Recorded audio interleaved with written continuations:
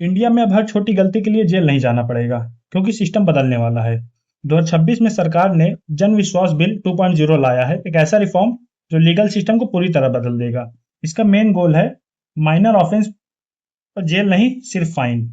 इस बिल के through 79 central laws के 700 से भी ज्यादा प्रोविजंस को डीक्रिमिनलाइज करने का फैसला लिया गया है, यानी इसे क्रिमिनल ऑफेंस नहीं बनाया जाएगा। इसका मतलब है कि छोटी प्रोसीजरल मिस्टेक्स पर अब एफआईआर और जेल का डर नहीं रह जाएगा। जैसे किसी बिजनेस ने एक्सपोर्ट रूल्स को वायलेट कर दिया तो उसपे जेल नहीं होगी, सिर्फ पेनाल्टी लगेगी। Trade and commerce law, environment regulation, pollution and traffic related minor offences और कॉर्पोरेट और बिजनेस रेगुलेशंस को ये बिल कवर करता है। सरकार का कहना है कि सीरियस क्राइम्स को पनिश करिए, लेकिन माइनर ऑफेंसेस को नहीं। इससे फायदा क्या होगा?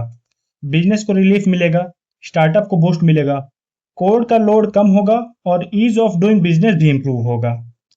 इसके बेनिफिट्स तो कई सारे हैं, लेकिन रियलिटी इतनी सिंपल नहीं है। पहले पनिशमेंट के डर से रूल फॉलो होता था, लेकिन अब पे करो और बच जाओ। एक्सपोर्ट रूल्स मिस्टेक किया है, फाइन दो, बच जाओ। पॉल्यूशन रूल वायलेट किया है, फाइन दो और बच जाओ।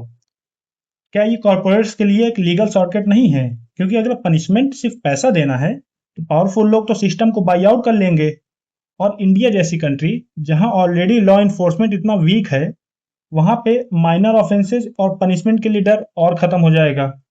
तो असली सवाल ये उठता है, क्या ये रिफॉर्म इंडिया को मॉडर्न और बिजनेस फ्रेंडली बनाएंगे, या पावरफुल पीपल्स को रूल तोड़ने की फ्रीडम देंगे? कमेंट करें। धन्यवाद।